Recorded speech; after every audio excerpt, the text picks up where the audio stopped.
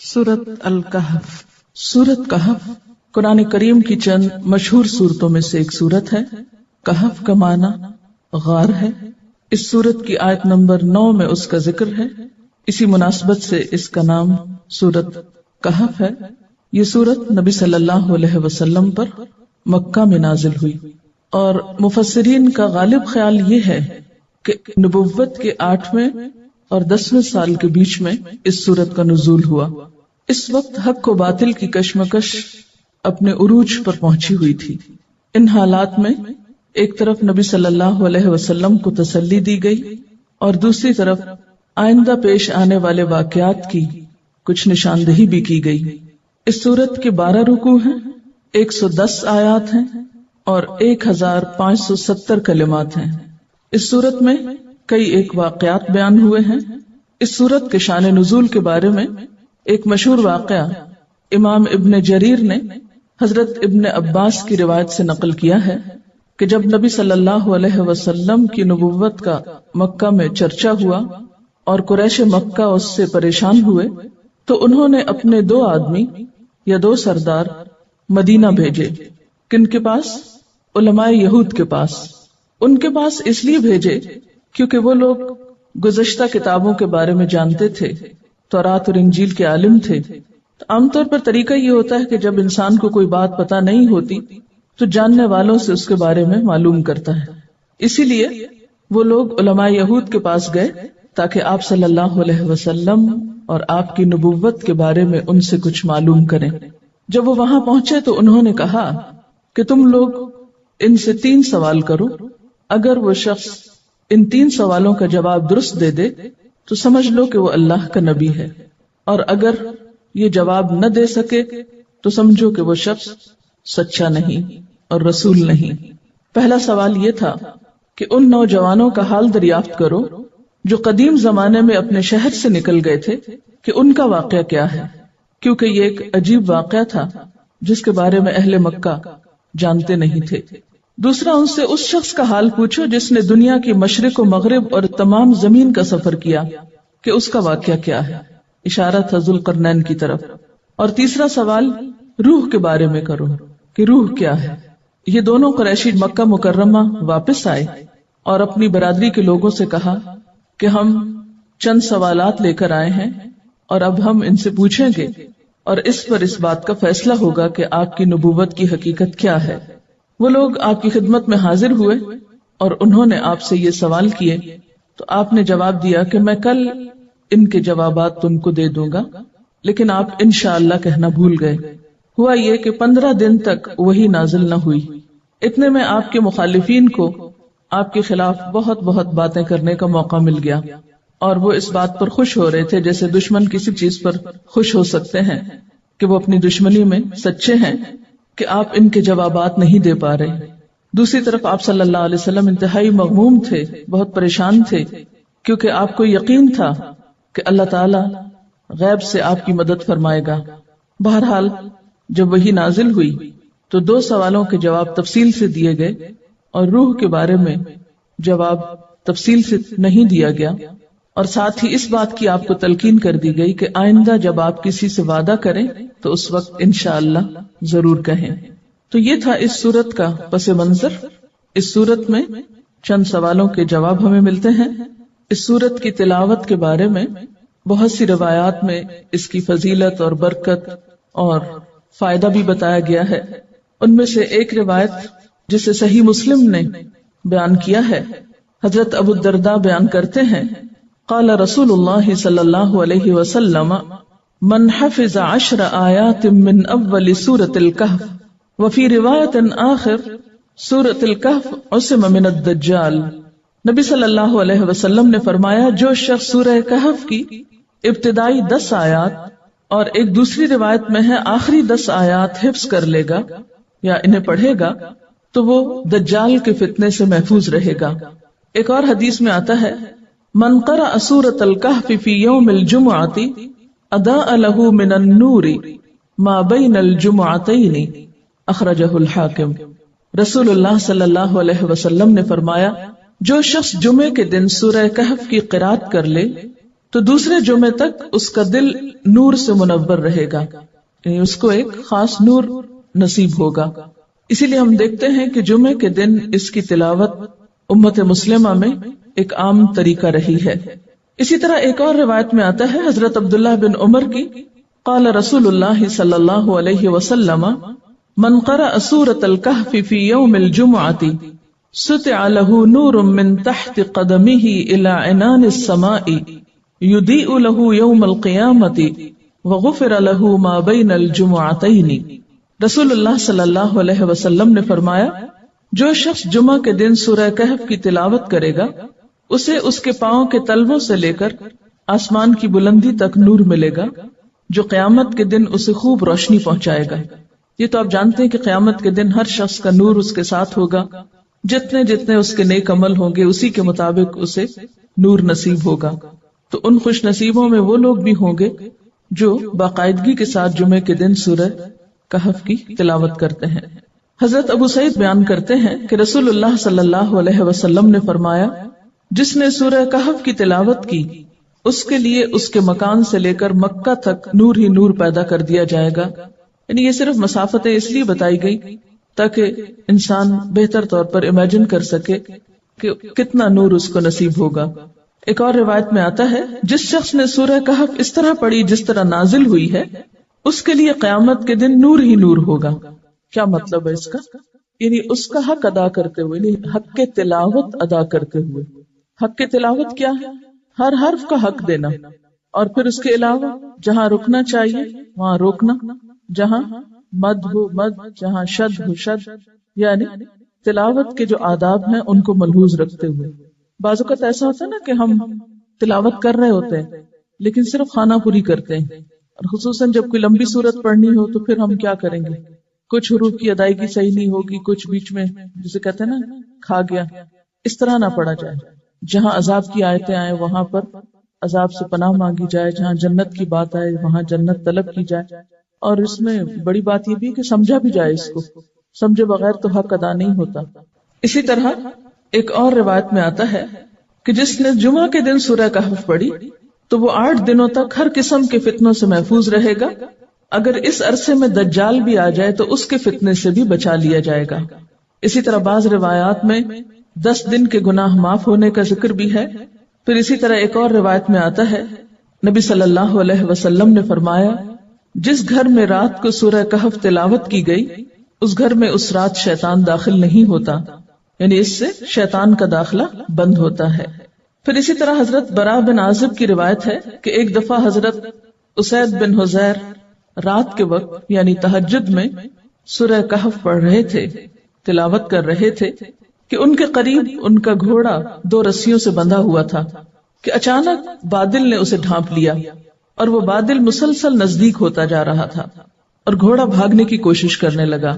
جب صبح ہوئی تو ان صحابی نے یعنی حضرت اسید نے یہ واقعہ نبی صلی اللہ علیہ وسلم سے بیان کیا تو آپ نے فرمایا، یہ وہ سکینت تھی جو قرآن کی تلاوت کی وجہ سے نازل ہوئی، یعنی سورہ کہف کے پڑھنے سے یہ سکینت نازل ہوئی. سکینت کا کیا مطلب ہے؟ اس کے بارے میں حضرت علی فرماتے ہیں کہ سکینہ ایک اڑنے والی روح ہے. ایک اور قول ہے کہ یہ اللہ کی رحمت اور سکون قلب ہے. بعض علماء کہتے ہیں کہ اس سے مراد اطمینان، وقار یا فرشتوں کا نزول ہے. اور احادیث میں بھی لفظ سکینت آتا ہے کہ جو اللہ کا ذکر کرتے ہیں مل کر ان پر سکینت نازل ہوتی ہے. تو یہ سکینت کیا ہے؟ یعنی یہ سکون قلب ہے، اطمینان ہے، اللہ کی رحمت ہے اور فرشتوں کا نازل ہونا ہے. تو سورت شروع ہوتی ہے بسم اللہ الرحمن الرحیم، الحمد للہ الذی انزل علی عبدہ الکتاب ولم یجعل لہ عوجا. الحمد للہ، سب تعریف اللہ کے لیے ہے، سب شکر اللہ کے لیے ہے. الذی انزل علی عبدہ الکتاب، جس نے اپنے بندے پر کتاب نازل کی یعنی قرآن. کیسی کتاب؟ وَلَمْ يَجْعَلْ لَهُ عِوَجًا، اور نہیں بنائی اس کے لیے کوئی ٹیڑھ، یعنی اس کتاب میں کوئی کجی، کوئی عیب اور کوئی ٹیڑھ نہیں رکھی. اب دیکھ رہے ہیں کہ سورت کی ابتدا الحمدللہ سے ہو رہی ہے. قرآن پاک کی ابتدا بھی اس سے ہوتی ہے اور سورۃ الکہف کی بھی۔ قرآن حکیم میں 38 بار الحمدللہ کا لفظ آتا ہے اور 5 سورتوں کی ابتدا اس لفظ سے ہوتی ہے۔ الحمدللہ اگرچہ اللہ تعالیٰ کی تعریف کا کلمہ ہے، بہت بابرکت، بہت پاکیزہ اور بہترین کلمہ ہے، لیکن اسے حدیث میں سب سے افضل دعا بھی کہا گیا ہے۔ یعنی الحمدللہ جس میں ہم مانگتے نہیں ہیں کچھ، لیکن الحمدللہ کہنا ایسا ہے جیسا کوئی شخص کوئی دعا مانگ رہا ہو، اور صرف دعا ہی نہ مانگ رہا ہو بلکہ افضل ترین دعا مانگ رہا ہو، اور کہنے میں کیا ہے؟ اللہ تیرا شکر ہے، سب تعریف اللہ کے لیے ہے۔ نبی صلی اللہ علیہ وسلم نے الحمدللہ الذی لم یتخذ ولدا کی جو آیت ہے اس کو عزت والی آیت قرار دیا ہے، اور ہم دیکھتے ہیں کہ دن میں کئی دفعہ ہم لفظ الحمدللہ استعمال کرتے ہیں۔ الحمد جہاں اللہ تعالیٰ کے شکر کی بات ہے، وہاں نعمتوں کی حفاظت کا ذریعہ بھی ہے۔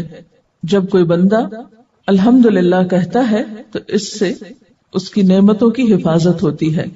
حضرت ابو ہریرہ رضی اللہ تعالیٰ عنہ فرماتے ہیں کہ ایک دن میں رسول اللہ صلی اللہ علیہ وسلم کے ہمراہ اس حالت میں باہر نکلا کہ آپ کا ہاتھ مبارک میرے ہاتھ میں تھا اور میرا ہاتھ آپ کے ہاتھ میں تھا۔ آپ کا گزر ایک شکستہ حال اور پریشان شخص کے پاس سے ہوا، یعنی بہت ہی تکلیف میں تھا وہ شخص۔ آپ نے اس سے پوچھا کہ کیا بات ہے، کیوں پریشان ہے؟ اس نے عرض کیا، اے اللہ کے رسول صلی اللہ علیہ وسلم، بیماری ہے، تنگ دستی ہے، اس کی وجہ سے یہ حال ہو گیا ہے۔ اب دیکھیں کہ بیماری بذات خود بھی ایک تکلیف دہ چیز ہے، اور کہاں یہ کہ اس پر انسان کے پاس علاج کے پیسے بھی نہ ہوں، تو پھر حال کیا ہو سکتا ہے؟ تو آپ صلی اللہ علیہ وسلم نے فرمایا، کیا میں تجھے ایسے کلمات نہ بتاؤں جن کے پڑھنے سے تیری بیماری اور تنگ دستی دور ہو جائے گی؟ تو اس نے عرض کی، علمنی یا رسول اللہ، کہ اے اللہ کے رسول صلی اللہ علیہ وسلم، مجھے ضرور وہ کلمات آپ سکھا دیجئے۔ تو آپ نے فرمایا کہ یہ دعا پڑھا کرو، توکلت علی الحی الذی لا يموت، الحمد للہ الذی لم یتخذ ولدا ولم یکن له شریک فی الملک ولم یکن له ولی من الذل وکبرہ تکبیرا۔ ترجمہ کیا ہے؟ میرا بھروسہ اس ذات پر ہے جو زندہ ہے، اسے کبھی موت نہیں آئے گی، تمام تعریفیں اسی اللہ تعالیٰ کے لیے ہیں جس نے کسی کو اپنا بیٹا نہیں بنایا، اس کی بادشاہی میں نہ کوئی شریک ہے اور نہ کوئی عاجزی کی وجہ سے اس کا مددگار ہے، اور اس کی خوب بڑائی بیان کرو، وکبرہ تکبیرا۔ اس شخص نے اس وظیفے کو یا اس ذکر کو اپنا معمول بنا لیا، تو کہتے ہیں کہ اس شخص کی بیماری جاتی رہی، غربت جاتی رہی، اور اس کی بجائے اس کو خوشحالی نصیب ہوئی۔ اور حضرت ابو ہریرہ رضی اللہ تعالیٰ عنہ جو تھے وہ بھی سن رہے تھے اس کلمے کو، تو انہوں نے بھی سن کر اس کو پڑھنا شروع کر دیا۔ تو جب آپ صلی اللہ علیہ وسلم نے ان سے پوچھا کہ تمہارا حال بہت اچھا ہو رہا ہے، تو کہنے لگے کہ لم ازل اقول الکلمات التی علمتنی، کہ میں مسلسل وہ کلمات پڑھتا ہوں جو آپ نے مجھ کو سکھائے ہیں۔ تو سورۃ کہف کے شروع میں بھی الحمدللہ کے الفاظ بیان ہوئے ہیں۔ الحمدللہ الذی انزل علی عبدہ الکتاب۔ ویسے تو بات یہ ہے کہ اللہ تعالیٰ کی تعریف ہر نعمت پر، اس کے ہر احسان پر، انسان اگر سارا دن بھی اس کی تعریف کرتا رہے، شکر ادا کرتا رہے، تو اس کا حق ادا نہیں ہو سکتا۔ لیکن خاص طور پر جس نعمت پہ شکر ادا کرنے کی ضرورت ہے وہ کیا ہے کہ اس نے ہمارے لیے یہ کتاب بھیجی جس کے ذریعے ہمیں سیدھا راستہ ملا۔ تو الحمدللہ الذی انزل علی عبدہ الکتاب، سب تعریف اللہ کے لیے ہے کہ جس نے اپنے بندے پر الکتاب نازل کی، اور کیسی ہے وہ کتاب؟ وَلَمْ يَجْعَلْ لَهُ عِوَجًا، کہ جس میں کوئی عیب نہیں، کوئی ٹیڑھ نہیں، جو کچھ ہے سب درست ہے، قیمن، درست کرنے والی ہے، سیدھی ہے۔ قیم کا لفظ جو ہے یہ فاعل ہے، اور درست کرنے والے کے لیے، یعنی جو کسی کا حال درست کر دے۔ عام زبان میں مینیجر کے لیے بھی یہ لفظ استعمال ہوتا ہے، یعنی جو تمام چیزوں کو مینیج کر کے کسی بھی ادارے کا یا کسی بھی آرگنائزیشن کا حال درست کرے تو اس کو بھی قیم بولتے ہیں، یعنی اس کو قائم رکھنے والا۔ جیسے کسی عمارت میں پلر ہوتے ہیں تو اسی طرح قیم، قائم رکھنے والی، سیدھا کرنے والی، اور ایک معنی استقامت پر رکھنے والی. قیم کا معنی قائم ہے لیکن مراد ہے مستقیماً، بندوں کی تمام مصلحتوں کی حفاظت کرنے والی. قرآن پاک کی ایک صفت یہاں کیا بیان ہوئی ہے کہ اس میں کوئی ٹیڑھ نہیں، کوئی عیب نہیں، اور دوسری صفت کیا بیان ہوئی ہے کہ اس کے اندر عیب ہونا تو دور کی بات، ٹیڑھ ہونا تو دور کی بات، یہ تو ٹیڑھوں کو بھی سیدھا کر دیتی ہے. اور جیسا کہ آپ جانتے ہیں کہ پچھلی کتابوں کے اندر لوگوں نے طرح طرح کی موشگافیاں کر کے، خود ساختہ اس کی تفسیریں کر کے اس میں بہت سی چیزوں میں اضافہ کر دیا تھا، اور اس سے ان کے دین کے اندر انحراف پیدا ہو گیا. وہ سیدھی راہ پہ چلنے کی بجائے بھٹک گئے. تو اس کتاب نے آ کر ان تمام انحرافات کو، ان گمراہیوں کو ختم کیا اور ایک بالکل سیدھی راہ قائم کی. یعنی یہ کتاب خود بھی قائم ہے اور دوسروں کو بھی حق پر قائم رکھنے والی ہے، خود بھی کامل ہے اور دوسروں کے اندر بھی کمال پیدا کرنے والی ہے. جو شخص بھی اس کے ساتھ صحیح معنوں میں تعلق رکھے گا پھر اسے حق پر استقامت نصیب ہوگی، اسے سیدھا راستہ ملے گا. قیماً، یہ قرآن پاک کی صفت ہے. نمبر 1 تو یہ بتایا گیا لم یجعل لہ عوجا، اس میں کوئی کجی نہیں. اور دوسری یہ بتائی گئی قیم ہے. قیم کا لفظی معنی کیا ہوگا؟ قائم رکھنے والی، ٹھیک ہے نا. قیوم اور قیم ایک ہی روٹ سے ہیں، اور قوام یہ سب ایک ہی روٹ کے لفظ ہیں. چونکہ اس میں حرف علت آ رہا ہے اس لیے شیپس بدل جاتی ہیں تو پتہ نہیں چلتا، ورنہ ان سب کا روٹ ایک ہی ہے. قوام، قیم، قیوم یہ سب قرآن پاک میں استعمال ہوئے ہیں. قیم قائم رکھنے والا، جیسے کسی ادارے میں قیم کا عہدہ کس کے لیے ہوتا ہے؟ عام طور پر مینیجر کے لیے، کہ اس کے انتظام کو قائم رکھنے والا. لیکن یہ ایک عام زبان کا لفظ ہے، اس کو قرآن کی تفسیر میں نہیں آپ استعمال کر سکتے، یہ تو عام مفہوم سمجھانے کے لیے بات کی گئی ہے. قیم کا ایک معنی مستقیم ہے، ٹھیک ہے، اور استقامت دینے والی، درست کرنے والی. تو قرآن پاک پڑھنے کا فائدہ کیا ہوگا؟ آپ کو کیا کچھ نصیب ہوگا، کیا کچھ حاصل ہوگا؟ پچھلی آیت میں عوج آیا، عوج کے فوراً بعد قیم آیا. تو عوج کیا ہے؟ ٹیڑھا پن. اور قیم کیا ہے؟ اس ٹیڑھے پن کو ٹھیک کرنا. مثلاً آپ کسی بھی چیز کو دیکھتے ہیں کہ وہ ٹیڑھی ہو گئی ہے، تو جو ایک سمجھدار انسان ہے یا ایک سینسیبل انسان ہے وہ کیا کرے گا؟ اس کو ٹھیک کرے گا، ٹھیک کرنے کی کوشش کرے گا. تو پچھلی کتابوں میں جو تحریفات ہوئیں، لوگوں نے اس کی خود ساختہ تشریحات کی، تو اس کتاب نے آ کر کیا کیا؟ اس ٹیڑھے پن کو درست کر دیا، اس ساری سوچ کے انحراف کو. تو قیم کا مطلب کیا ہے کہ پچھلی کتابوں میں جو لوگوں نے تعویلات کی، خود ساختہ تشریحات کی، مفاہیم کو بدل دیا، اس میں انحرافات کیے، اس کتاب نے آ کر ان سب چیزوں کو درست کر دیا، سیدھا کر دیا. ایک تو یہ مفہوم ہے. دوسرا مفہوم کیا ہے؟ مستقیم کے معنوں میں، جیسے صراط مستقیم ہوتا ہے نا، استقامت کے معنوں میں، کہ یہ کتاب استقامت دینے والی ہے. مثلاً آپ اس کتاب کو تھام کر رکھ کے پڑھتے رہیں تو آپ کے لیے سیدھے رستے پہ چلنا کیا ہوگا؟ آسان ہوگا. اور اگر آپ اس کو چھوڑ دیں تو آپ میں بھی کجی آ جائے گی. قرآن پاک کی یہ صفت یہیں پر آئی ہے نا، کہیں اور نہیں آئی. خود بھی درست ہے، یعنی مستقیم ہے. قیم کا معنی جب مستقیم کریں گے تو اس کا مطلب ہے کہ یہ کتاب بالکل درست ہے. لم یجعل لہ عوجا قیما، اس میں کوئی ٹیڑھ نہیں، یعنی بالکل درست ہے. یہ معنی ایک تو بنا. اور دوسرا یہ ہے کہ جس انسان کے اندر کوئی کجی ہو اس کی عادتوں میں، اخلاق میں، اس کو بھی یہ سیدھا کرنے والی. گویا دوسرے لفظوں میں خود بھی کامل ہے اور دوسروں کے اندر کمال پیدا کرنے والی ہے. میں اس کو کس طرح لیتی ہوں اور کس لیے آئی ہے یہ کتاب؟ لِيُنذِرَ بَأْسًا شَدِيدًا، تاکہ خبردار کرے سخت سزا سے. لِيُنذِرَ، تاکہ وہ خبردار کرے. وہ کون؟ اس سے ایک مراد تو اللہ تعالیٰ ہے کہ جس نے کتاب بھیجی، اس نے یہ کتاب اس لیے بھیجی کہ اس کتاب کے ذریعے لوگوں کو خبردار کرے. یا دوسرا معنی وہ سے مراد رسول اللہ صلی اللہ علیہ وسلم ہے کہ وہ خبردار کریں اس کتاب کے ذریعے، کیونکہ آپ پر کتاب نازل ہوئی. اس میں آپ دیکھیں نا، پچھلی آیت میں دونوں کا ذکر ہے. اللہ تعالیٰ کا ذکر بھی ہے کہ جس نے کتاب نازل کی، اور بندے کا ذکر بھی ہے، یعنی رسول اللہ صلی اللہ علیہ وسلم جن پر کتاب نازل ہوئی. تو کتاب کے بھیجنے کا مقصد خالق کے نزدیک کیا ہے؟ تاکہ بندوں کو سیدھے رستے پر قائم رکھا جائے، اور اس کے لیے رسول اللہ صلی اللہ علیہ وسلم کا ذکر اگر سمجھا جائے تو مراد یہ ہے کہ آپ نے لوگوں کو اس کتاب کے ذریعے ہدایت پر قائم رکھا، اور اس کے لیے خاص طور پر جو چیز سامنے رکھی وہ کیا تھی؟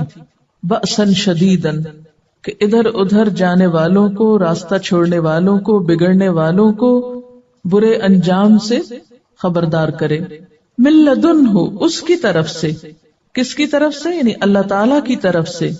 وَيُبَشِّرَ الْمُؤْمِنِينَ، اور صرف سزا ہی نہیں، اس کے ساتھ ساتھ خوشخبری بھی۔ کس کے لیے؟ مان جانے والوں کے لیے۔ الَّذِينَ يَعْمَلُونَ الصَّالِحَاتِ، وہ جو صرف ایمان کا دعویٰ نہیں کرتے بلکہ اس کے ساتھ ساتھ اچھے عمل کرنے والے بھی ہیں۔ أَنَّ لَهُمْ أَجْرًا حَسَنًا، کہ بے شک ان کے لیے اچھا اجر ہے، بہترین اجر ہے۔ نہ ماننے والوں کے لیے بأسن شدیدن ہے، اور مان جانے والوں کے لیے اجرن حسنن ہے۔ ایک طرف خوف دلایا گیا اور دوسری طرف خوشخبری دی گئی۔ ماکثین فیہ ابداً، رہنے والے ہیں اس میں ہمیشہ ہمیشہ، یعنی آخرت کے ایسے انجام سے دوچار ہوں گے جہاں کا اچھا انجام بھی ہمیشہ کے لیے ہے اور برا انجام بھی ہمیشہ کے لیے۔ وَيُنذِرَ الَّذِينَ، اور ڈرائے ان لوگوں کو، قَالُوا اتَّخَذَ اللَّهُ وَلَدًا، جنہوں نے کہا کہ اللہ نے بیٹا بنا لیا۔ تو گویا ایک طرف یہ کتاب تمام انسانیت کو خبردار کرنے والی ہے، اور دوسری طرف خصوصی طور پر ان لوگوں کو جو شرک کرتے ہیں، اور شرک کرنے والوں میں جو اللہ تعالی کے برابر اس کے لیے اس کی اولاد ٹھہراتے ہیں۔ اللہ تعالیٰ کی اولاد قرار دینے والے خاص طور پر 3 فرقے ہیں۔ نمبر 1 عیسائی، جنہوں نے عیسیٰ علیہ السلام کو اللہ کا بیٹا بنا لیا۔ نمبر 2 مشرکین مکہ، جنہوں نے فرشتوں کو اللہ کی بیٹیاں قرار دیا، کیونکہ ولد کا لفظ جو ہے یہاں نکرہ ہے اور اسم جنس کے طور پر استعمال ہوا ہے، جس میں بیٹا بیٹی سب شامل ہو سکتے ہیں، یعنی چائلڈ کے معنوں میں ہے۔ اور تیسرے نمبر پر یہود، جو سیدنا عزیر علیہ السلام کو اللہ کا بیٹا کہتے تھے۔ اور اس کے علاوہ اگر دنیا میں کوئی اور بھی اس نظریے کا حامل ہو تو ان سب کے لیے بھی یہ کتاب ہدایت بخشنے والی ہے، انہیں خبردار کرنے والی ہے کہ جو ایسی سوچ رکھتے ہوں۔ دنیا میں انسان کے لیے اس سے بڑی گمراہی اور کوئی نہیں کہ وہ اللہ کو چھوڑ کر کسی اور کو اپنا سہارا بنائے، اور اس کی ایک بدترین شکل کیا ہے کہ اللہ تعالیٰ کے لیے اولاد تجویز کرے۔ فرمایا ما لہم بہ من علم، ان کے لیے اس کا کوئی علم نہیں، ان کے پاس اس بارے میں کوئی بھی علم نہیں۔ یہ بات وہ بغیر علم کے کہہ رہے ہیں، لا علمی میں کہہ رہے ہیں، کیونکہ بہت سے لوگ ایسے عقائد محض سنی سنائی بات پہ اختیار کیے ہوئے ہیں، ان کے پاس کوئی دلیل نہیں ہے اس کی، کسی آسمانی کتاب میں انہوں نے ایسی کوئی بات نہیں پڑھی، اللہ تعالیٰ کی طرف سے آئی ہوئی ایسی کوئی چیز نہیں تھی کہ جس میں یہ کہا گیا ہو۔ اور عموماً کیوں وہ کہتے ہیں ایسا؟ صرف اپنے آباء و اجداد سے سن کر، اسی لیے فرمایا وَلَا لِآبَائِهِمْ، نہ تو ان کے پاس علم ہے اور نہ ہی ان کے آباء و اجداد کے پاس۔ اور یہ بات کچھ معمولی نہیں۔ کبرت کلمۃ تخرج من افواہہم، بہت بڑی بات ہے جو ان کے منہ سے نکلتی ہے۔ اللہ کا بیٹا کسی کو قرار دینا کوئی چھوٹی بات نہیں، ایک جھوٹ ہے، اور جھوٹ بھی کیسا کہ بہت بڑا جھوٹ۔ سورۃ مریم میں آتا ہے وَقَالُوا اتَّخَذَ الرَّحْمَنُ وَلَدًا، اور یہ کہتے ہیں کہ رحمان نے بیٹا بنا لیا۔ لَقَدْ جِئْتُمْ شَيْئًا إِدًّا تَكَادُ السَّمَاوَاتُ يَتَفَطَّرْنَ مِنْهُ وَتَنشَقُّ الْأَرْضُ وَتَخِرُّ الْجِبَالُ هَدًّا أَن دَعُوا لِلرَّحْمَنِ وَلَدًا، وہ کہتے ہیں کہ رحمان نے کسی کو بیٹا بنایا ہے۔ سخت بےہودہ بات ہے جو تم لوگ گھڑ لائے ہو۔ قریب ہے کہ آسمان پھٹ پڑے، زمین شق ہو جائے، پہاڑ گر جائیں، اس بات پر کہ لوگوں نے رحمان کے لیے اولاد ہونے کا دعویٰ کیا ہے۔ یعنی اللہ تعالیٰ کے غضب کو بھڑکانے والی اس سے بڑی بات اور کوئی نہیں ہو سکتی کہ کسی کو اس کا بیٹا قرار دیا جائے۔ کبرت کلمۃ تخرج من افواہہم ان یقولون الا کذبا، یہ لوگ محض جھوٹ بولتے ہیں، یہ محض جھوٹی بات کہہ رہے ہیں۔ فَلَعَلَّكَ بَاخِعٌ نَفْسَكَ عَلَىٰ آثَارِهِمْ إِن لَّمْ يُؤْمِنُوا بِهَٰذَا الْحَدِيثِ أَسَفًا، شاید کہ آپ ان کے پیچھے غم کے مارے اپنی جان کھو دینے والے ہیں اگر یہ اس تعلیم پر ایمان نہ لائے۔ نبی صلی اللہ علیہ وسلم اس بات کے لیے بہت حریص تھے کہ لوگ کسی طرح حق کو قبول کر لیں، لیکن لوگ تھے کہ آپ کی بات سننے کو تیار نہیں تھے۔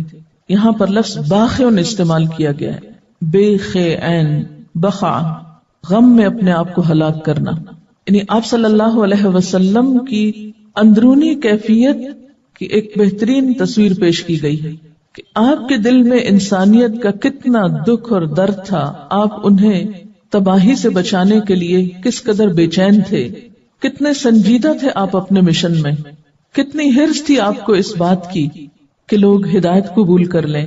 فَلَعَلَّكَ بَاخِعٌ نَفْسَكَ، شاید کہ آپ اپنا آپ ہلاک کر ڈالیں۔ ایسی کیفیت کس کی ہو سکتی ہے؟ صرف ایک سچے انسان کی، حقیقی معنوں میں دوسروں کے خیر خواہ کی، جس کے دل میں دوسروں کا درد چھپا ہوا ہو، وہی دوسروں کے لیے اپنے آپ کو ہلاک کر سکتا ہے۔ اور دین کی طرف بلانے والے کا جب تک یہ حال نہ ہو دوسروں کی خیر خواہی میں، اس وقت تک وہ اپنا حق ادا نہیں کر سکتا۔ فَلَعَلَّكَ بَاخِعٌ نَفْسَكَ عَلَىٰ آثَارِهِمْ إِن لَّمْ يُؤْمِنُوا بِهَٰذَا الْحَدِيثِ أَسَفًا، اور آپ کا غم کیا تھا اور کیوں تھا کہ لوگ اس بات پر ایمان کیوں نہیں لاتے؟ اور اس بات سے مراد کون سی بات ہے؟ یہاں الحدیث سے مراد قرآن ہے یا اللہ کی بات ہے، ہدایت کی بات ہے۔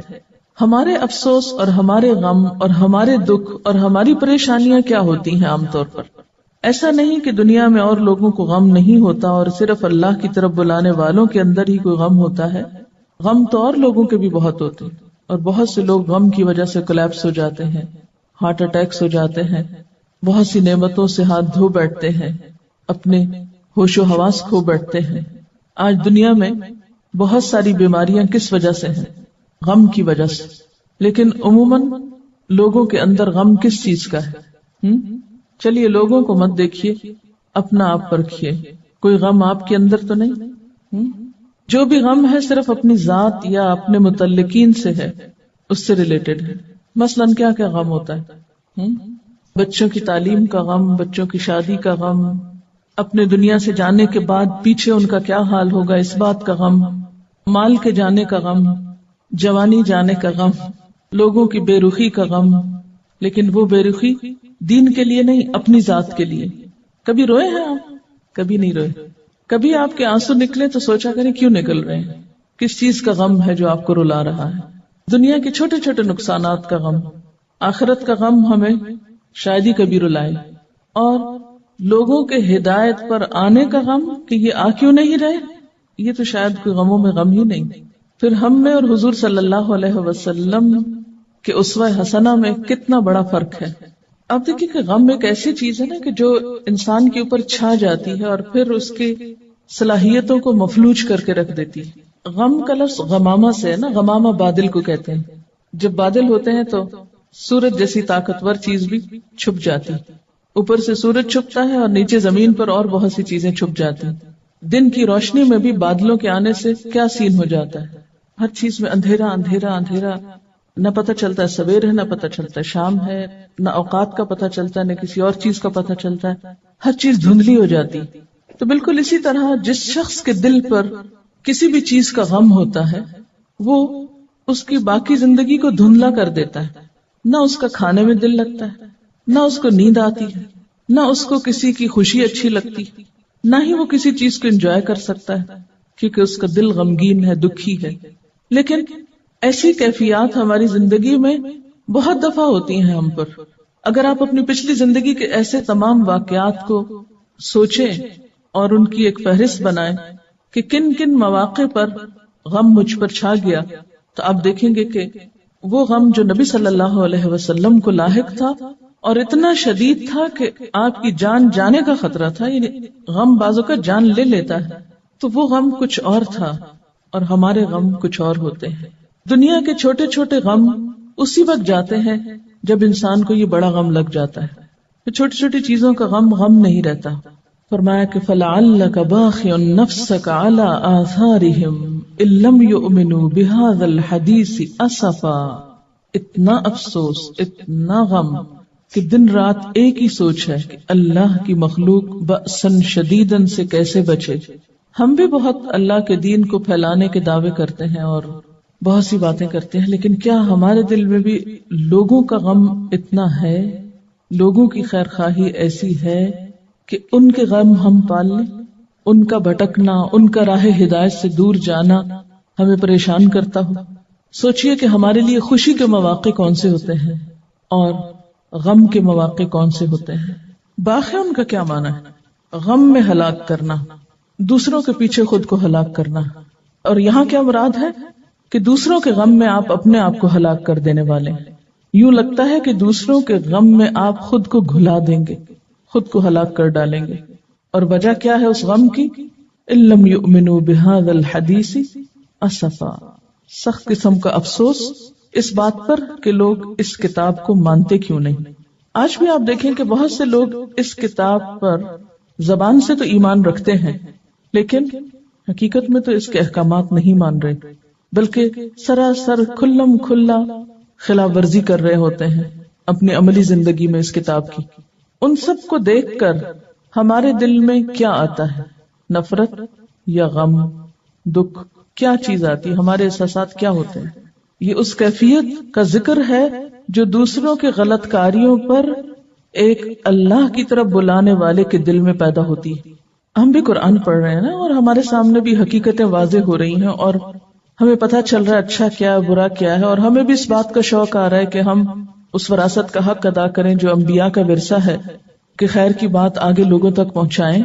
تو جب ہمیں کوئی اچھی بات پتہ چل جاتی ہے اور ہم اس پر شوق سے عمل بھی کرنے لگتے ہیں اور ہم دیکھتے ہیں کہ ہمارے آس پاس لوگ وہ نہیں کر رہے، تو انہیں دیکھ کر ہمارا طرز عمل کیا ہوتا ہے، ہمارے احساسات کیا ہوتے ہیں اور کیا ہونے چاہیے. مثلا نمبر 1 کہ ان کا بنے گا کیا، ان کا بنے گا کیا. ظاہر غلط کام کر رہے ہیں تو غلط ہی نتیجہ نکلے گا نا. یہ تو نہیں ہو سکتا کہ کوئی شخص چغلی کر رہا ہو، غیبت کر رہا ہو، دوسروں کے ساتھ بدزبانی کر رہا ہو اور وہ اس کے بدلے میں جنت میں چلا جائے. یہ تو نہیں ہو سکتا نا. جب آپ دیکھتے ہیں کہ کوئی شخص انتہائی غلط کام کر رہا ہے کسی بھی قسم کا، بدزبانی کے علاوہ، کیونکہ بدزبانی نظر آ جاتی ہے نا، کہیں غلط کام نظر نہیں آتے، اس لیے میں نے اس کی مثال دی. تو ہمیں دیکھ کر کیا محسوس ہوتا ہے؟ کیا افسوس ہوتا ہے، اسفا، یا نفرت ہوتی ہے کہ کتنے خراب لوگ ہیں، کتنے گمراہ لوگ ہیں، یا خوش ہوتے ہیں اچھا ہے جائیں جائیں جہنم میں، ہم اکیلے ہی جنت میں جائیں گے. یا یہ کہ اپنی نیکی بہت کھل کے نظر آنے لگتی ہے کہ شکر ہے ہم تو بڑے نیک ہیں، اور دوسروں کو آپ لک ڈاؤن کرنے لگتے ہیں، حقارت کے جذبات ہوتے ہیں. یا یہ کہ غصہ آتا ہے. میرا سوال آپ سے یہ ہے، لکھیے، سوال یہ ہے کہ کسی کو غلط کام کرتے دیکھ کر میری کیفیت کیا ہوتی ہے، میرے جذبات کیا ہوتے ہیں، میرے احساسات کیا ہوتے ہیں؟ نفرت کے، غصے کے، حقارت کے، افسوس کے، خیر خواہی کے.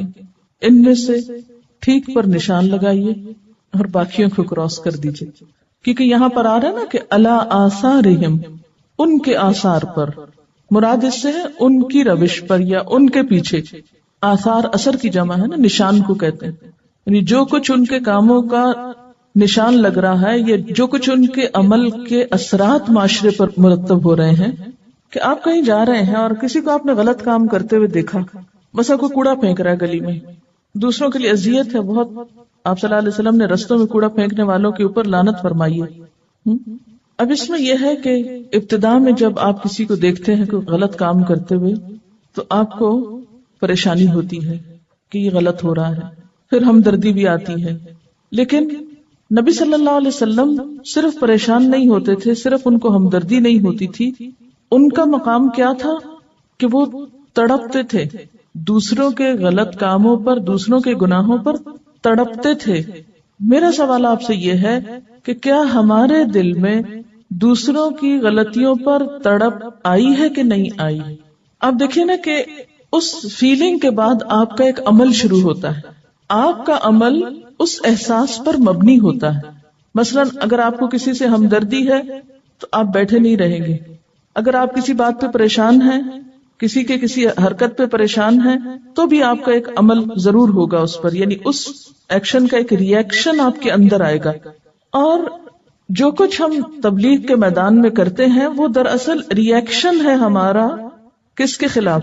معاشرے کی خرابیوں کے خلاف. یعنی تبلیغ اور اصلاح کا کام جو ہے یا دین کی تعلیم کا کام دراصل ایک ری ایکشن ہے. یعنی مجھ سے بہت سے لوگ پوچھتے رہتے ہیں کہ آپ کو کیسے خیال آیا یہ سب کچھ کرنے کا، آپ نے یہ کیسے شروع کیا، کیوں شروع کیا؟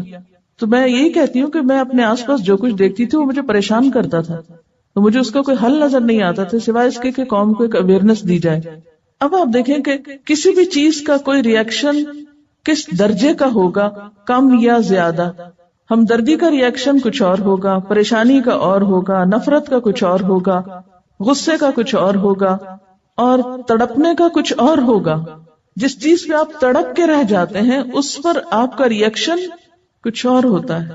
آپ صلی اللہ علیہ وسلم کے اندر یہ تڑپ اس لیے تھی کہ آپ آخرت کو اپنی آنکھوں سے دیکھ رہے تھے نا، ایک طرح سے یقین بہت پختہ تھا. جنت دوزخ آپ کو دکھائی بھی گئی تھی، جبریل آپ کے سامنے آتے تھے، جو کچھ آپ دیکھ رہے تھے اس پر 100% یقین تھا. ہم بہت کچھ جانتے لیکن ہمارا یقین کچھ نہیں ہے. یعنی عام طور پر یہ ہوتا ہے کہ جب ہم تڑپتے بھی ہیں تو خود ہی اس پر کو مرہم رکھ لیتے ہیں اور اس تڑپ کو کم کرنے کی کوشش کر کے تو کہتے ہیں اب کیا کر سکتے ہیں، تعویلیں کر لیتے ہیں نا تڑپ کی بھی. بعض اوقات ایٹ ٹائمز تڑپ پیدا ہوتی لیکن تعویلیں کر لیتے ہیں، مجبوریاں کیا کریں، بس اللہ مالک غفور رحیم ہے، سب کا ٹھیک ہو جائے گا. لیکن ہماری وہ تڑپ کسی پازیٹو ایکٹیویٹی میں نہیں بدلتی. نتیجہ کیا ہوتا ہے کہ ہم جہاں کھڑے ہیں وہیں رہ جاتے ہیں. عموماً یہ ہوتا ہے کہ جب ہم کسی میں خرابی دیکھتے ہیں تو کرٹیسائز کرنا اپنا فرض سمجھتے ہیں، یہ اتنے باغی ہیں، سرکش ہیں، یہ خرابی وہ خرابی، لیکن اس سے آگے ہماری کوئی صلاحیت کام نہیں کرتی کہ پھر ہمیں کرنا کیا ہے. اس طرف نہیں ہماری سوچ کا رخ موڑتا کہ ہمیں پھر کرنا کیا ہے. اللہ کا باقی ان کی بات ہوئی کہ اپنی عملی زندگی میں ہم اس معاملے میں کس طرح کوتاہی کا شکار ہیں. داعی دین ہونے کے ناطے خصوصاً اور امت مسلمہ کا فرد ہونے کی حیثیت سے بالعموم ہمیں اپنے اندر پیغمبرانہ صفت فلا اللہ کا باقی النفس کا پیدا کرنے کی ضرورت ہے. لیکن ہم دیکھتے ہیں کہ اس کام میں عملی اور کلی طور پر قدم رکھنے کے باوجود بہت سی روزمرہ زندگی کی بے ترتیبیوں کو دیکھنے پر ہمارے دل میں اس مشکل میں مبتلا شخص کے لیے خاطر خواہ ہمدردی اور خیرخواہی کے جذبات پیدا نہیں ہوتے. جب جذبہ بھی کبھی نہ ہو تو اصلاح کے لیے کوئی موٹیویشن پیدا نہیں ہوتی. یعنی یہ جذبہ کیسے پیدا کیا جائے نا، یہ کیسے ٹیسٹ کریں گے ہم کہ ہمارے اندر دوسروں کی فکر ہے یا نہیں. تو اس کے لیے کچھ سوال ہیں. اپنی نمازیں صحیح وقت پر پڑھنے کے ساتھ دوسروں کی نمازوں کی کتنی فکر ہوتی ہے؟ آپ کے گھر کے افراد یا ساتھی فجر کے بابرکت وقت میں سو رہے ہوں تو ان کو دیکھ کر دل میں کتنی تڑپ ہوتی، اور پھر وہ تڑپ ان کی خیرخواہی کے ساتھ ان کی اصلاح کے لیے کس طرح بدلتی. کسی کو فضول فالتو باتیں کرتے ہوئے، بے وجہ کہکے لگاتے ہوئے دیکھ کر کیا محسوس ہوتا ہے؟ کسی کی غیبت ہو رہی ہو تو کرنے اور سننے والے کے لیے کیا جذبات پیدا ہوتے ہیں؟ فلا اللہ کا باقی النفس کا اعلیٰ آثارہم دوسروں کی خیرخواہی میں تڑپ کا اعلیٰ ترین درجہ ہے. جس طرح کسی بھی اعلیٰ مقام تک پہنچنے کے لیے سلسلہ وار مراحل درکار ہوتے ہیں اور متعین مقام درجہ یا صفت کے حصول کے لیے باقاعدہ اور شعوری کوشش کی جاتی، جس دنیا میں بھی کو درجہ پانے کے لیے سٹیپ بائی سٹیپ آگے بڑھتے ہیں، اسی طرح خیرخواہی اور فکر کا یہ درجہ پانے کے لیے بھی مسلسل کوششوں کا سلسلہ درکار ہے، اور اس سے منسلک بہت سی دوسری چیزوں کی اصلاح اور درستگی کی ضرورت ہوتی ہے. مثلا نماز میں عین جائے نماز پہ کھڑے ہو کر کامل خشوع و خضوع کی توقع اس وقت تک بے سود ہے جب تک کسی نے نماز کے دیگر ارکان اور شرائط کا خیال نہ رکھا ہو. مثلا وضو اچھی طرح نہ کیا ہو تو نماز میں خشوع کیسے آ سکتا ہے؟ بالفرض اگر کسی نے نماز کے سب تقاضے تو پورے کر لیے لیکن دل میں اس ہستی کی عظمت و جلال کا احساس نہیں کیا جس کے حضور وہ حاضر ہونے جا رہا ہے، اس کا دل دنیا ہی کی فکروں میں ہے، یا نماز شروع ہونے تک غفلت کی کیفیت ہے اور ہنسی مذاق ہو رہا ہے، تو بھی مطلوبہ چیز حاصل نہیں ہو سکتی، وہ معراج نصیب نہیں ہو سکتی. اسی طرح داعی دین اعلیٰ ترین مطلوبہ صفت فلا اللہ کا باقی النفس کا اس میں اس وقت تک پیدا نہیں ہو سکتی جب تک کہ اللہ کے بندوں سے حقیقی خیرخواہی نہ ہو. یہ خیرخواہی کوئی سطحی چیز نہیں ہوتی اور نہ ہی فی الفور خود پہ طاری کی جا سکتی ہے، یعنی جلدی سے ہم کہیں کہ اب ہم اپنے اندر ڈال لیں، بلکہ یہ دل کا وہ احساس ہے جو سچی محبت سے پیدا ہوتا ہے. مومن بننے کے لیے بھی ضروری ہے کہ باہم محبت کی جائے، اور محبت کا جذبہ اپنے اندر پیدا کرنے کے لیے اللہ تعالیٰ سے دعا اور کوشش ضروری ہے. حضور صلی اللہ علیہ وسلم نے ہمیں محبت کا راز بھی بتا دیا، آپس میں کثرت سے سلام کرنا، اور سلام بھی صرف الفاظ نہیں، دوسرے شخص کو بار بار یہ پیغام دینا ہے کہ وہ آپ کی طرف سے ہر طرح کے امن اور سلامتی میں ہے، ہر شر سے محفوظ ہے۔ یوں ایک چھوٹا سا عمل پنپتے پنپتے داعی دین کے اندر اعلیٰ ترین خوبی فلعلہ کا باقی نفسہ کا پیدا کرنے کا سبب بن جاتا ہے۔ یعنی بڑا درجہ اسی وقت حاصل ہوگا جب ہم چھوٹے چھوٹے سٹیپس لیں گے، اگر چھوٹے کام نہیں ہوں گے تو بڑے درجے تک نہیں پہنچ سکیں گے۔ اس بات کے فوراً بعد فرمایا اِنَّا جَعَلْنَا مَا عَلَى الْأَرْضِ زِينَةً لَهَا لِنَبْلُوَهُمْ أَيُّهُمْ أَحْسَنُ عَمَلًا، بے شک ہم نے جو کچھ زمین پر ہے اسے زمین کی زیبائش بنا دیا، یعنی جو بھی نباتات ہیں، حیوانات ہیں، پہاڑ ہیں، معدنیات ہیں، انسان ہیں، جن کی وجہ سے زمین پر ایک خاص حسن ہے، خوبصورتی ہے، یہ سب کچھ کیا ہے؟ دراصل زمین کی رونق۔ یہ سب ہم نے کیوں بنایا؟ لنبلوہم، کہ ہم ان کی آزمائش کریں۔ کس بات کی آزمائش؟ ایہم احسن عملا، کہ ان میں سے اچھے کام کون کرتا ہے، ان میں اچھے عمل کس کے ہیں۔ اب آپ دیکھیے کہ ایک طرف پیغمبر کا غم ہے اور ایک طرف عام لوگوں کے غم ہے۔ عام لوگوں کے غم دنیا کی رونقوں سے متعلق ہوتے ہیں، دنیا کی زینت اور دنیا میں پائی جانے والی چیزوں سے متعلق ہوتے ہیں۔ فرمایا کہ یہ چیزیں غم کرنے کے لیے نہیں تھی، یہ سب تو دنیا کی رونق تھی۔ یہ مختلف زمینیں، یہ مختلف علاقے، یہ مختلف خوبصورت چیزیں، یہ سب کیا ہے؟ دنیا کا ایک وقتی حسن ہے۔ انسان کے لیے یہ نعمتیں پیدا کی گئی ہیں تاکہ انسان ان کو استعمال کرے، نہ کہ ان کے غم میں اپنے آپ کو گھلا دے اور اپنے آپ کو استعمال کر لے۔ انسان ان چیزوں کا غم پالنے کے لیے نہیں آیا، وہ تو ایک امتحان کے لیے بھیجا گیا ہے۔ لِنَبْلُوَهُمْ أَيُّهُمْ أَحْسَنُ عَمَلًا، کہ ہم ان کو آزما کر دیکھیں کہ ان میں اچھے کام کون کرتا ہے۔ وَإِنَّا لَجَاعِلُونَ مَا عَلَيْهَا صَعِيدًا جُرُزًا، اور بے شک ہم البتہ بنانے والے ہیں جو بھی اس پر ہے، یعنی زمین کے اوپر جو کچھ ہے اس سب کو کر دینے والے ہیں کیا؟ صعیداً جرزا۔ صعید کہتے ہیں زمین کو، مٹی کو، اور جرزا بالکل ہموار، بنجر کے معنوں میں بھی آتا ہے، کیونکہ جرزن کہتے ہیں کاٹ دینے کو، وہ زمین جس پر سے گھاس، درخت، ہر چیز کاٹ کر رکھ دی گئی ہو، بالکل میدان اس کو بنا دیا گیا ہو۔ یعنی یہ دنیا اور اس کی بہار محض وقتی رونق کی چیزیں ہیں، یہ سب کچھ فانی ہے۔ بہت جلد وہ وقت آنے والا ہے کہ جب اس زمین پر اس میں سے کچھ بھی نہ ہوگا، نہ یہ باغات ہوں گے، نہ یہ انسان ہوں گے، نہ یہ مال مویشی ہوں گے، نہ یہ تمہارے گھر ہوں گے، کچھ بھی تو نہیں رہے گا، یہ سب کچھ ختم کر دیا جائے گا۔ کل من علیہا فان ویبقى وجہ ربک ذو الجلال والاکرام، جو کچھ اس پر ہے سب فنا ہونے والا ہے اور باقی رہے گی تیرے رب کی ذات جو ذو الجلال والاکرام ہے۔ یہ تو تھی سورت کی تمہید اور سورت کا ابتدائیہ۔ اس کے بعد وہ واقعات شروع ہوتے ہیں جن کے بارے میں آپ صلی اللہ علیہ وسلم سے سوال کیا گیا تھا۔ پہلا واقعہ اصحاب کہف کے بارے میں ہے۔ ام حسبت ان اصحاب الکہف والرقیم کانوا من آیاتنا عجبا، کیا آپ سمجھتے ہیں کہ اصحاب الکہف اور رقیم ہماری عجیب نشانیوں میں سے تھے؟ کیونکہ جب آپ سے یہ سوال کیا گیا تھا اصحاب کہف کے بارے میں تو انہوں نے نبی صلی اللہ علیہ وسلم کے سامنے یہ سوال کیوں رکھا تھا کہ ان کے نزدیک ایک بہت بڑی بات تھی، ایک بہت عجیب واقعہ تھا، اور اس کے ذریعے وہ آپ کا ایک طرح سے امتحان لینا چاہ رہے تھے۔ اللہ تعالیٰ نے فرمایا کہ یہ کوئی بڑی بات نہیں، اس کے علاوہ بھی اللہ تعالیٰ کی بہت ساری نشانیاں زمین پر موجود ہیں، اور خاص طور پہ جسے پیچھے ذکر کیا گیا انا جعلنا ما علی الارض، جو بھی زمین پر ہے وہ سب نشانی ہے۔ کیا دن اور رات کا باری باری آنا نشانی نہیں؟ کیا مٹی کے اندر سے مختلف قسم کی شکلوں اور رنگوں کے پھولوں، پھلوں اور درختوں کا پیدا ہونا اللہ کی نشانی نہیں؟ زمین کا اس فضا میں معلق ہونے کے باوجود، گھومنے کے باوجود اس پر انسان کا اطمینان سے رہنا کیا ایک نشانی نہیں؟ یہ سب بھی نشانیاں ہیں۔ فرمایا ام حسبت ان اصحاب الکہف والرقیم، کیا تم سمجھتے ہو کہ اصحاب الکہف اور رقیم ہماری عجیب نشانیوں میں سے تھے؟ نہیں، کوئی بہت عجیب نہیں، اللہ کی تو ساری نشانیاں ہی عجیب ہیں۔ جو کوئی ان میں غور کرے اور ان کو پرکھے، اس کے عجائبات ہر چیز میں نظر آتے ہیں. اب یہاں پر آپ دیکھ رہے ہیں کہ لفظ آ رہا ہے اصحاب الکہف، پھر آ رہا ہے والرقیم. سوال یہ پیدا ہوتا ہے کہ اصحاب الکہف اور اصحاب الرقیم کیا یہ دو مختلف لوگ تھے یا ایک ہی گروہ کی طرف اشارہ ہے؟ ان دونوں لفظوں میں کیا ایک ہی خاص چیز کی طرف اشارہ ہے یا دو مختلف چیزوں کی طرف اشارہ ہے؟ اس کے بارے میں علماء کا اختلاف ہوا ہے. بعض کے نزدیک یہ دونوں ایک ہی ہیں، اصحاب الکہف اور اصحاب الرقیم ایک ہی ہیں، اور بعض کے نزدیک اصحاب الکہف اور ہیں اور اصحاب الرقیم اور ہیں. جیسے کہ آپ جانتے ہیں کہ کہف کا معنی تو غار ہوتا ہے، اور وہ غار جو پہاڑ میں ہوتا ہے. لیکن رقیم کا کیا معنی ہے؟ رقیم کے مفہوم میں کئی قول پائے جاتے ہیں.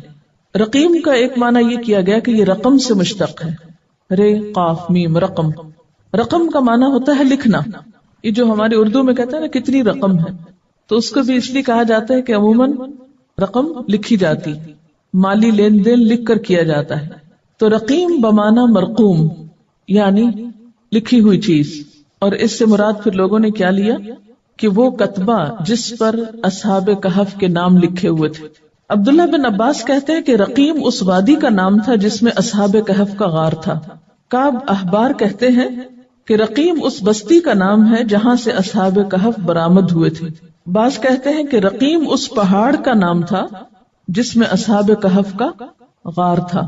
بعض کے خیال میں اصحاب کہف کے کتے کا نام بھی رقیم تھا، اور بعض کے خیال میں رقیم سے مراد وہ کتبہ تھا یا تختی تھی جس پر اصحاب کہف کے کوائف لکھ کر غار کے منہ پہ لگا دیے گئے تھے. تو ان اقوال سے کیا پتہ چلتا ہے کہ اصحاب الکہف ہی دراصل اصحاب الرقیم تھے. لیکن بخاری میں ایک روایت آتی ہے حضرت نعمان بن بشیر سے جس سے یہ پتہ چلتا ہے کہ غار والے اور رقیم والے الگ الگ لوگ تھے.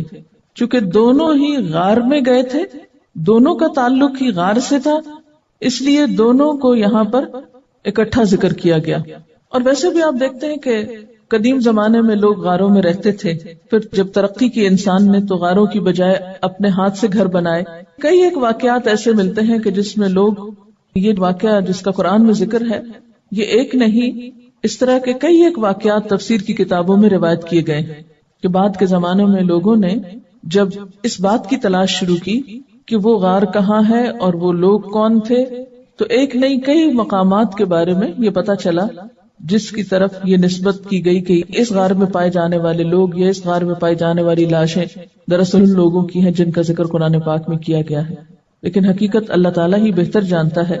اگر یہ کہا جائے کہ اصحاب الرقیم مختلف تھے تو پھر وہ کون تھے؟ تو حضرت نعمان بن بشیر کی روایت میں جو اصحاب الرقیم کا معنی بتایا گیا ہے وہ ان 3 لوگوں کی طرف اشارہ ہے اس میں جو ایک غار میں بند ہو گئے تھے. طبرانی میں حضرت عقبہ بن عامر کی حدیث میں آتا ہے کہ وہ بنی اسرائیل میں سے تھے، اپنے اہل و عیال کے لیے روزی کمانے کی غرض سے گھر سے نکلے اور راستے میں شدید بارش ہوئی تو انہوں نے غار میں پناہ لی. اتنے میں ایک پتھر لڑھک کر اوپر سے آیا اور غار کا منہ بند ہو گیا. تو انہوں نے باہر نکلنے کے لیے اللہ تعالیٰ سے دعا کی اور اپنی اپنی نیکیوں کا واسطہ یا وسیلہ دیا، جس کے نتیجے میں ان کی دعا قبول ہوئی اور وہ پتھر اللہ کے حکم سے ہٹ گیا. تو یہ واقعہ بھی ایک بہت عجیب و غریب واقعہ تھا، اللہ کی نشانیوں میں سے ایک نشانی تھا. تو اس لیے یہ بات کہی گئی ہے کہ تم اصحاب الکہف کی بات کرتے ہو، اصحاب الرقیم کا واقعہ بھی اللہ کی نشانیوں میں سے ایک تھا، اگر یہ دوسرا معنی لیا جائے. بات سمجھ میں آئی؟ کیا اصحاب الکہف اور الرقیم ایک ہی لوگ ہیں؟ ان دونوں میں ایک ہی گروہ کی طرف اشارہ ہے، یہ دو مختلف ہیں؟ اس کی 2 تفسیریں کی گئی ہیں. ایک تو یہ کہ اصحاب الکہف اور رقیم دراصل ایک ہی گروہ ہے، اور دوسرے میں دونوں مختلف ہیں. اصحاب الکہف تو وہ ہیں جن کے مخصوص واقعے کی نسبت سے یہ سورت کا نام بھی کہف ہے، اور الرقیم سے مراد وہ 3 لوگ ہیں جو غار میں پھنس گئے تھے، جنہوں نے اللہ تعالیٰ سے خاص دعا کی اور ان کی دعا سنی گئی. بہرحال یہاں پر اب اصحاب الکہف کا واقعہ بیان کیا جا رہا ہے. اگر دوسری تفسیر لی جائے تو اصحاب الرقیم کا نہیں. کیا واقعہ ہے اصحاب الکہف کا؟ اذ ایمان لائے ہیں، یا ایھا الذین آمنوا، اے لوگو جو ایمان لائے ہو، تم پر روزہ رکھنا فرض کیا گیا جس طرح تم سے پہلے لوگوں پر فرض کیا گیا تھا. کیوں؟ تاکہ تم متقی بن جاؤ. गिनती के चंद दिन हैं। फिर जो कोई तुम में से बीमार हो या सफर पर हो तो दूसरे दिनों से तादाद पूरी कर ले, और जो लोग इसकी ताकत न रखते हो वो एक मिस्कीन का खाना फिदिया दे दे, और जो कोई खुशी से नेकी करे तो वो उसके लिए बेहतर है, और ये कि तुम रोजा रखो तुम्हारे हक में बेहतर है अगर तुम इल्म रखते हो। रमजान वो महीना है जिसमें कुरान नाजिल किया गया, ये हिदायत है लोगों के लिए, और हिदायत और हक को बातिल में फर्क करने वाले रोशन दलाइल हैं। तो जो कोई तुम में से इस महीने को पाए उसे चाहिए कि इसके रोजे रखे, और जो बीमार हो या सफर में हो तो दूसरे दिनों से तादाद पूरी कर ले।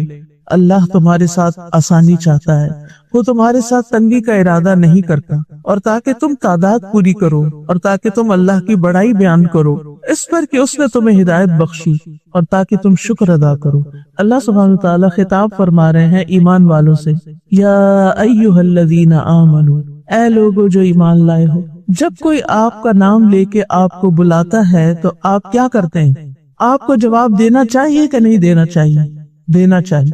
और अल्लाह सुब्हानहू तआला आपको ईमान के वास्ते से या ईमान के आपके ताल्लुक से आपको पुकार रहे हैं, या अय्युहल्लज़ीना आमनू, ऐ लोगो जो ईमान ला चुके हो। तो इससे दिल में एक बात ताजा हो जाती है कि अल्हम्दुलिल्लाह हम भी ईमान वाले हैं। अब इस ईमान का तकाजा क्या है? इस ईमान की वजह से करना क्या है? जो हुक्म इस आयत में दिया जाएगा उसको हमने मानना है, और वो हुक्म क्या है? कुतिबा अलैकुमुस्सियाम, तुम पे रोजे लिख दिए गए हैं, फर्ज कर दिए गए हैं। यानी ये एक ऐसी इबादत है जो फर्ज के दर्जे में है, और जो इबादत फर्ज होती है उसको हर सूरत पूरा करना होता है, उसमें फिर अपनी मर्जी नहीं होती, अपनी चॉइस नहीं होती, यानी हर हाल में इस हुक्म को पूरा करना है। अल्लाह ताला ने हमें किस लिए पैदा किया? अपनी इबादत के लिए। तो सबको पता है ना कि इस दुनिया में हम अल्लाह की इबादत के लिए आए हैं। इबादत क्या होती है आम मानों में? हर वो बात, हर वो काम जो अल्लाह ताला की मर्जी, अल्लाह ताला की पसंद के मुताबिक किया जाता है, वो इबादत बन जाता है। अल्लाह ताला हमसे ये चाहते हैं कि हम अपनी सारी जिंदगी में अल्लाह ताला की इबादत करते रहें, यानी जो भी कोई काम करे उसमें नियत भी अच्छी रखें, अच्छी नियत से करें, अल्लाह की रजा के लिए करें, और दूसरे ये कि उसका तरीका भी सही रखें, और खास तौर पर वो इबादत जो उसने फर्ज की हैं उनको सुन्नत के मुताबिक करें। तो इस तरह ये काम इबादत बन जाता है। तो अल्लाह ताला ने हमें जो मुख्तलिफ इबादत करने को कहा है, तो उसमें हम देखते हैं कि कुछ इबादतें सिर्फ माल से ताल्लुक रखती हैं, जैसे ज़कात, कुछ सिर्फ बदन से ताल्लुक रखती हैं, जैसे नमाज। अच्छा, बदन से जो ताल्लुक रखते हैं सो रोजा भी आ जाता है जी। और कुछ में बदन और माल दोनों लगता है, और वो क्या है? हज। ठीक है। कुछ इबादत ऐसी होती हैं जिनमें सिर्फ रुक जाना है, स्टॉप, इधर ही रुक जाओ, खड़े हो जाओ, आगे नहीं जाना। तो फिर हमें क्या करना पड़ता है? रुकना पड़ता है। रोजे में क्या करना पड़ता है? रुकना पड़ता है। किस किस चीज से रुकना होता है? खाने पीने से रुक जाना है, और जिनसी ख्वाहिशात के पूरे करने से रुक जाना है, और जबान के गलत इस्तेमाल से रुक जाना है, जो पहली दो चीजों से भी ज्यादा मुश्किल काम रुकने का। मैं बात कर रही थी ना कि अल्लाह ताला खुश होता है उन कामों से जिनके करने का उसने हमें हुक्म दिया, और उन कामों से जिनसे उसने रुकने का हुक्म दिया। तो कुछ लोग करने वाले काम करते जाते हैं लेकिन रुकने वाले कामों से रुकते नहीं है, जैसे झूठ बोलना, चुगली करना, गीबत करना, धोखा देना, जो तिजारत है उसमें धोखा देना, पैसे ज्यादा ले लेना, चीज कम तोल के देना, खराब चीज बेच देना, और सूद का लेन देन, हराम कमाई के दीगर तरीके। तो बहुत से लोग इससे नहीं रुकते। आज आप देखें कि हम एक इस्लामी मुल्क हैं, और इस्लाम के नाम पर ये मुल्क लिया गया था, लेकिन हम खुद ही इस्लाम का मजाक उड़ा रहे हैं। हम अपने आप को मुसलमान कहते हैं, लेकिन जो कुछ हमारी किताब कहती है हम उसके मुताबिक करते नहीं है, और जिन चीजों से हमारी किताब हमें रोकती है वो हम उससे रुकते नहीं है। हमारी घरेलू जिंदगी हो, हमारी माशरती जिंदगी हो, तो फिर हम किस चीज के मुसलमान? फिर तो हमने अल्लाह ताला की मर्जी के मुताबिक जिंदगी न गुजारी, हमारी इबादतों में खलल आ गया। تو روزہ ان عبادتوں سے متعلق ہے جن میں انسان کو رک جانا ہوتا ہے، اور اس میں انسان کا ایک امتحان ہوتا ہے۔ کچھ لوگوں کے لیے مال خرچ کرنے کی بجائے جسمانی کام آسان ہوتا ہے، مال دینا انہیں مشکل ہوتا ہے۔ کچھ لوگ اس کے اپوزٹ ہوتے ہیں، انہیں جسمانی عمل مشکل لگتا ہے، کچھ کرنا مشکل لگتا ہے، لیکن مال دینا آسان لگتا ہے۔ کچھ لوگوں کے لیے پسندیدہ چیز کو خرچ کرنا آسان ہوتا ہے، لیکن پسندیدہ چیز سے لگتا ہے، یعنی اگر ان سے کہنا کہ اپنی پسندیدہ چیز اللہ کے راستے میں دے دو، وہ کیا کریں گے؟ خوشی سے دے دیں گے، یہ کرنا آسان ہے۔ اگر ان سے کہا جائے کہ عقیدہ کھانے جاؤ، مثلاً چاکلیٹ سے رک جاؤ، یا اور کوئی بھی چیز جس کی ہمیں ہر ایک کی اپنی پسند ہوتی ہے، تو وہ ان کے لیے مشکل ہے۔ لوگوں کو کھلانا آسان لگتا ہے، ڈائٹنگ کرنا مشکل لگتا ہے۔ تو ہم میں سے ہر ایک کی کچھ کمزوریاں ہیں، کچھ اسٹرینتھس ہیں۔ کچھ لوگ اچھے کام کرتے ہیں، اور کچھ لوگوں کے لیے اچھے کام کرنا مشکل ہوتا ہے۔ کچھ لوگوں کے لیے برائیوں سے بچنا آسان ہوتا ہے، کچھ کے لیے مشکل ہوتا ہے۔ تو اسی وجہ سے آپ دیکھیں کہ اللہ تعالیٰ نے صرف ایک طرح کی عبادتیں ہم پہ فرض نہیں کی، بلکہ مختلف طرح کی عبادات ہم پہ فرض کی ہیں۔